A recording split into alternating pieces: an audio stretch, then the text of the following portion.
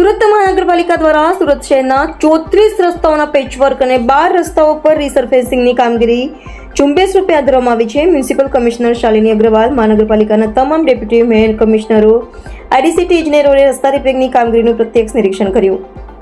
મુખ્યમંત્રી ભૂપેન્દ્ર પટેલે રાજ્યમાં ધોરીમાર્ગો તથા મહાનગરો નગરના રોડ રસ્તાની ચકાસણી કરવાના આપેલા આદેશ અનુસાર સુરત મહાનગરપાલિકાના વિવિધ ઝોન વિસ્તારમાં મોટા પાયે રસ્તાઓના મરામતની કામગીરી ઝુંબેશ રૂપે શરૂ કરવામાં આવી છે.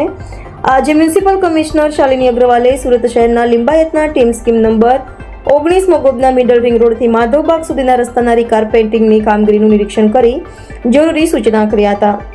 તેમણે જણાવ્યું હતું કે શહેરના તમામ ઝોનમાં ઝુંબેશ રૂપે રસ્તાઓના રિપેરિંગની કામગીરી શરૂ કરવામાં આવી છે, જેમાં 34 રસ્તાઓ પર ઝુંબેશ રૂપે પેચવર્ક અને 12 રસ્તાઓ પર રિસરફેસિંગની કામગીરી હાથ ધરાઈ છે. પાલિકાના ઝોનલ ચીફ, ડેપ્યુટી ઇજનેરો, એક્ઝી ઇજનેરોના નિરીક્ષણ હેઠળ રસ્તાઓની કામગીરી ગુણવત્તાયુક્ત થાય તે માટે ઝુંબેશ રૂપે કામગીરી હાથ ધરવામાં આવી હોવાની વિગતો તેમણે આપી હતી. આજરોજ ઝોન વિસ્તારમાં ડેપ્યુટી કમિશનરો, આઈડીસીટી ઇજનેરોએ પણ રસ્તાઓ પર જઈને રસ્તાઓના મરામતની કામગીરીનું પ્રત્યક્ષ નિરીક્ષણ કર્યું હતું.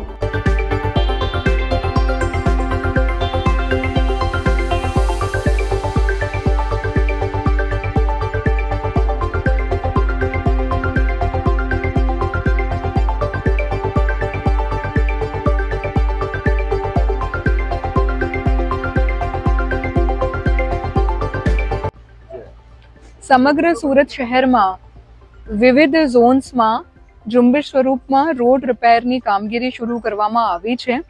આજે સુરત શહેરના તમામ ઝોન્સમાં ડેપ્યુટી મ્યુનિસિપલ કમિશનર્સ અને એડિશનલ સિટી એન્જિનિયર્સ દ્વારા રોડ ઉપર જઈને એમની જો કામગીરી છે એમનું નિરીક્ષણ પણ કરવામાં આવ્યું છે.